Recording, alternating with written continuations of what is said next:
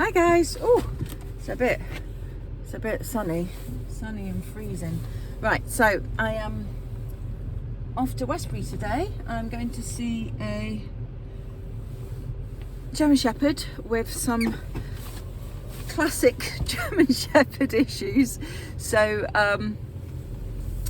territorial barking, and also similar sort of thing when visitors come in. They've barked a bit, visitors settle down, dogs settle down, but then if the visitor gets up to move around, barking kicks off again. So that's a movement sensitivity and generally a protective thing, you know, it's to do with being territorial, protecting the house, protecting the owners, etc. So we've got that going on, first of all, and then secondly, we have got dog reactivity on a walk. So again, classic German Shepherd issues, both of them really, and also a bit of people reactivity, but mostly if it's somebody running, for example, you know, runners, joggers, people moving fast. I think that's just exciting, the chase drive element. So we've got to calm them down and chill them out, and yeah, stop the barking, stop the reactivity. Shepherds are normally great to work with because obviously they're very intelligent and they pick things up really quickly. They can, it depends how high intensity they're getting with the behaviour. So until I've seen him, I don't really know, is it a boy or is it a girl? Gosh, I can't remember. I always look at the dog and what's going on, forget to look at whether it's male or female. Oh dear, I'm sure I'll find out very shortly, and I've got it written down.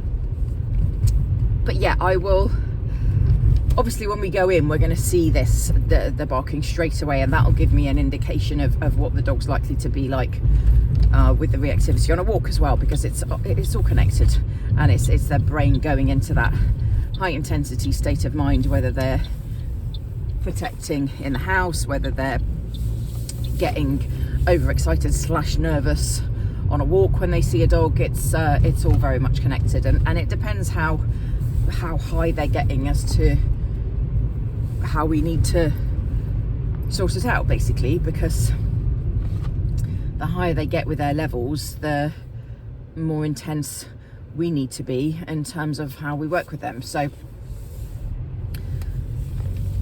yeah, so it'll be an interesting session, but I do love, well, as anyone that knows me knows that I love working with shepherds. They are quite a specific breed. They're very sensitive. They've got a lot of genetic instincts in there, which all breeds do, but with the shepherds it tends to, I don't know, generally shows through a lot more. And you get one of two types with the shepherd. You either get the ones that love everyone and love everything, but are very over the top about it all and are too boisterous, and then you get the ones that are nervous and reactive.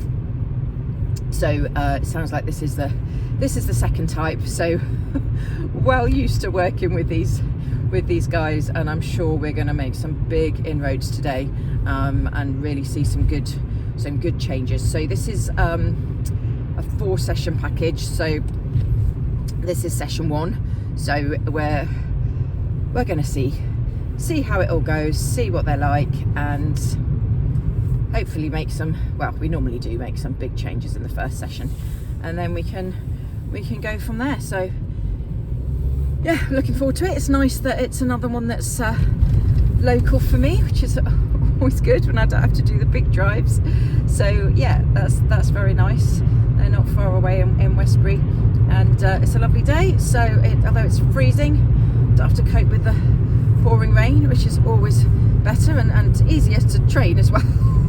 People can hear you better and watch what you're doing better. So yeah, we should get some nice videos on a day like this as well. So it's going to be very interesting. I'm looking forward to seeing how much he kicks off when we knock on the door, and then seeing what a difference we can make, because that is something we're going to be definitely working on a lot today. We'll work on the territorial behaviour first inside and get that a lot better before we go for the walk, and then we'll get that reactivity worked on. So anyway, I will take some lovely vids and let you know afterwards how it all goes. Okay. Straight away.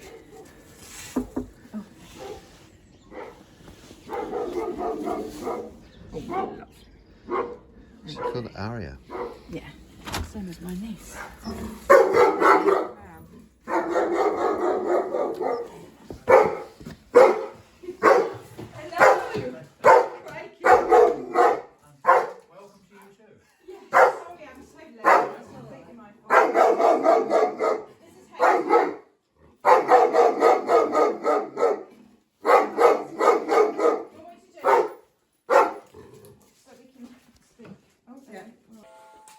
That's it. And then when you get to about here, you're going to turn around and you're going to tell her to stay. Sit. Sit. Right, if you're going to ask her to sit, actually make her sit if she doesn't listen. Come on, sit. Good. Good girl. Good. Now tell her stay. Firm voice. Stay. Good. Be prepared to come pick that lead up. Good. Right, come pick the lead up before he comes in. Beautiful. Right. Fantastic. Look at that. Now walk her in, because the person's going to need to come. We don't want to come in past this tight space. So what I would do is take her all the way through to the kitchen with the person coming behind you, so that when they come through, you're already in here and there's a lot more space to manoeuvre. Yeah, But that was amazing. She barely barked at all. Makes much more sense, doesn't it? That is just unbelievable. Yeah, that is just so sweet. Like I said earlier, you're a breath of fresh air. Leave. Good girl. Leave. Well done. Oh my goodness. Well done, Aria. That is fantastic. Come a tiny bit closer. Or you want to be on? Oh, you are. That's not side of me. Leave. Good. Leave. That'll do. Go sit down. Leave. Good girl. Come here. Oh, so good. Well done. I would give you treats, but I think it's safe to say that wouldn't have happened, would it? Before today. It did happen eventually, But not with just, but with a lot of treats, which we haven't done. No. You know, she's now just following me around going, yay, it's Hector. Look, well done. You see, Hector's not scary at all, is he, mate? Yeah? It's all good. Well done, Papa. Well done. Yeah. Are you a bit happier now, you muppet, eh? She's so sweet, look at her. She's so good. That's it, good. Keep walking. That's it, good girl. Good girl. Whenever she looks up at you, tell her good girl, and that would be the time as well. Good girl. Well done. because she would be dragging me now. Really? That dog, yeah. Wow. Let's just get him a... Lucky! Come. Sit. I just wanted to show you how much control you've got, even with him right there. And that lead is completely slack, isn't it? Yeah. Wow. Good boy. Good. Yeah, I know. Well done. We're putting her under a little bit more pressure. Where is he? There he is. So again, make sure we never restrain. That's great. You can't see him in the snow. There he is. Right. Stop a minute. Just tell her leave. Good girl. Don't let her even stare. So at this point, it's just leave. Can you? It's not a snap. No. Yeah, leave. Leave. So that she turns her head away. That's exactly what we want. Good girl. Good. She's not looking at him now, so that's great. Well done. That's better. Yes. You don't want my treats though yet, do you? Okay, let's just run straight past her. Yay! Good boy. Good girl. She's doing a lot of licking. Yeah, because she's concentrating. Whoa. Aren't you? Yeah, you're being good. Just no staring. There, good girl. Keep walking. Taking treats? No, she's not ready yet. Good. Good girl. Well done. Okay, guys. Well, that was a wonderful session.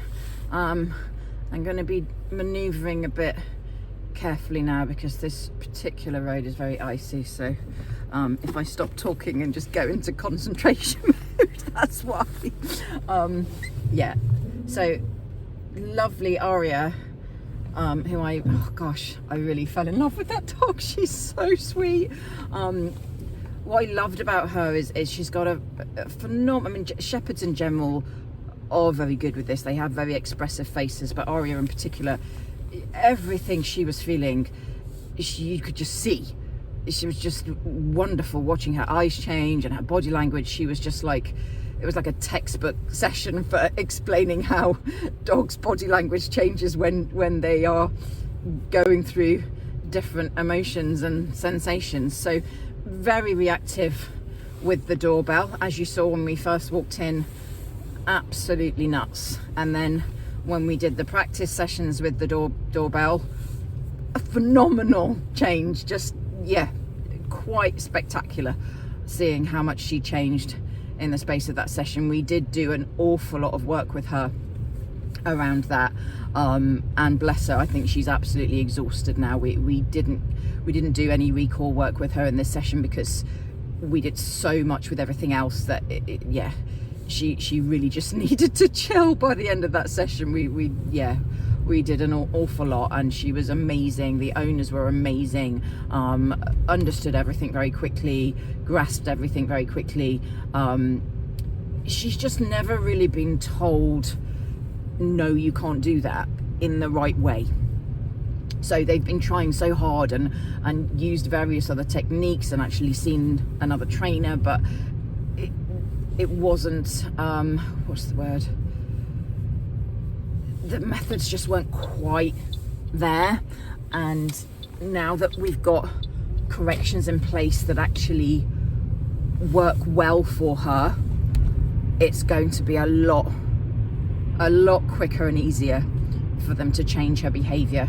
She really came on so well in the house.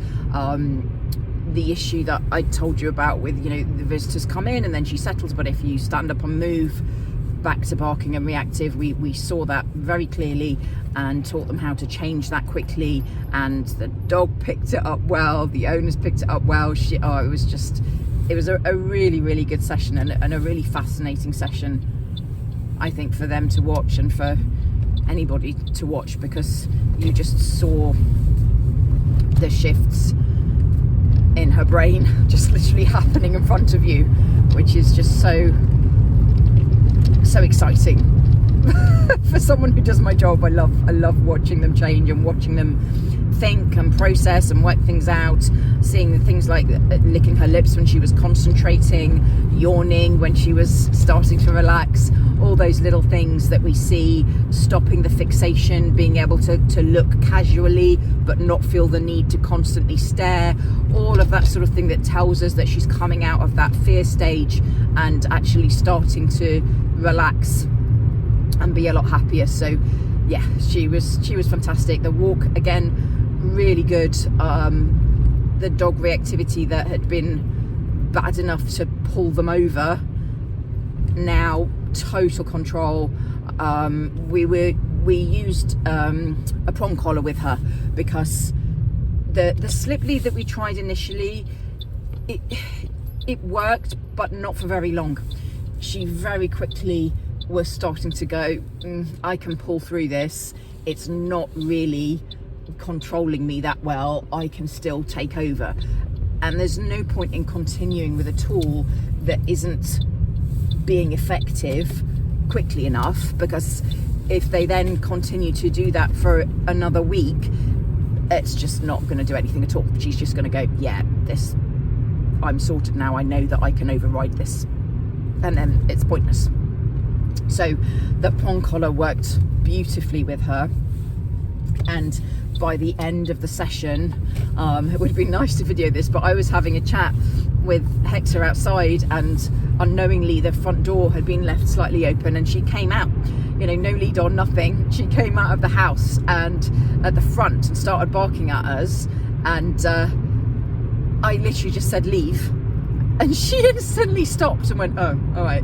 And that was, that was just her in the space of that session having figured out okay, when people say leave, I need to stop what I'm doing and listen.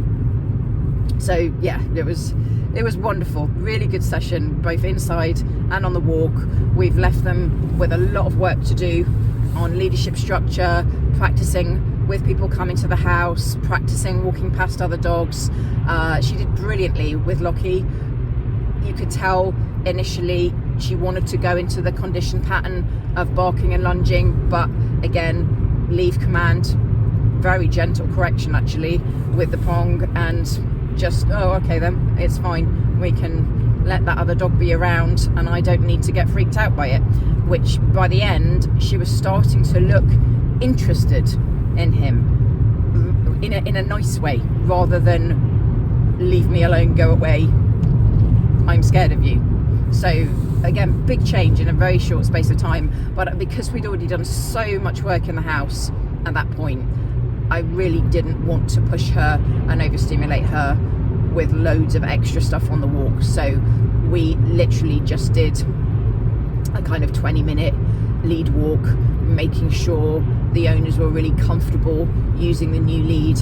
She'd previously been on a harness, which, gosh, as you can imagine, was making things so much worse, and would actually have been doing damage to her ligaments and her shoulders. And yeah, worst thing in the world for a strong pulling reactive dog is being on a harness, as you know. So she was so much better, and the whole idea of having that control is making her feel safe, letting her know you don't have to control the situation because that's our job.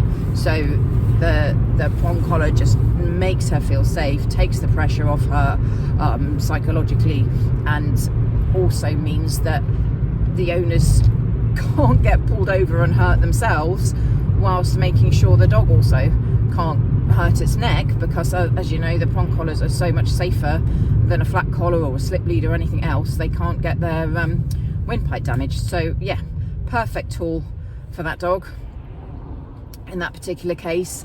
And she was, yeah, worked brilliantly with everything. I was really chuffed with, oh gosh, I really did fall in love with that dog. Bless her, she's such a sweetheart. Anyway, I've left that all with them. We did a lot. I think we were all as tired as the dog by the end of that session. So obviously I'm going to type all of that up for them, and they're going to keep in touch. And then we've booked a session for about 2 weeks time to go back and focus more on the walking and start doing the off lead training as well, so that we can get her off the lead even when there's other dogs and distractions. Because at the moment she's pretty good, you know, nothing around, but we can't trust her with other dogs around, obviously, and we don't want her going into a chase drive with small furries or small fluffy dogs for that matter, which is currently a bit of a problem. So yeah, we're gonna keep her on the lead unless she's in an enclosed space and it's all really safe, and then we're going to work on that recall with distractions around in the next session. So really great day today, and I'll see you for the next one.